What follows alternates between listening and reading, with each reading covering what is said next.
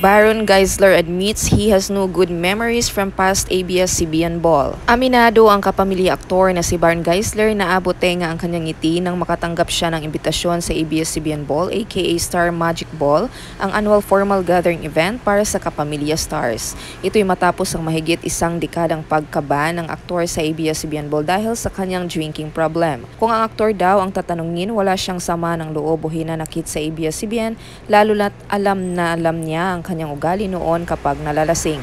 Kung babalikan nga raw niya ang karanasan sa mga nagdaang ABS-CBN Ball na kanyang dinaluhan, wala siya maikukwentong maganda at masaya. Saad ni Baron, to tell you the truth, wala pong good memories before, as in wala po talaga.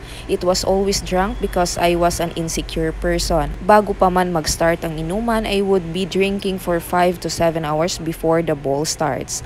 So pagdating ko doon, wreck na ako, walang interaction. Sinisiguro raw ngayon ni Baron, nagagawin niya ang lahat ng kanyang makakaya para masaya, makakilala ng mga bagong kaibigan at hindi gumawa ng anumang gulo. Aniya, so I'm here in the upcoming ball to interact, to make new friends, to meet new actors kasi maliit lang ang mundo. I would want to keep working with these new actors and even the ones I know already because I'm here to work for my family and I'm here to enjoy also. I don't need alcohol to enjoy the ball. Nakailang parties na ako na sober. Sa September 30, Sabado gaganapin ang ABS-CBN Ball 2023 pero ngayon pa lang ay handang-handa at excited na raw si Baron. Pagbabahagi niya, everybody is excited kasi I think ilang years din na walang ball and ngayon invited pa ako plus ang ganda pa ng show namin.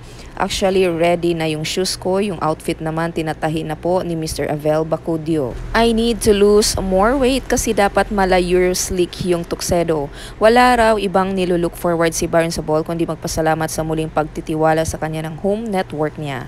Sabi niya, looking forward to just say thank you to everyone, to say thank you to the boss, and to say thank you to my co-actors and directors.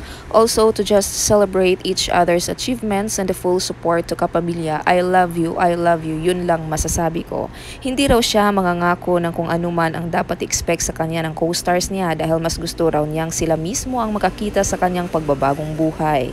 And that's it for today's video. Thank you for watching and please don't forget to subscribe, like, and share for more showbiz updates. Bye!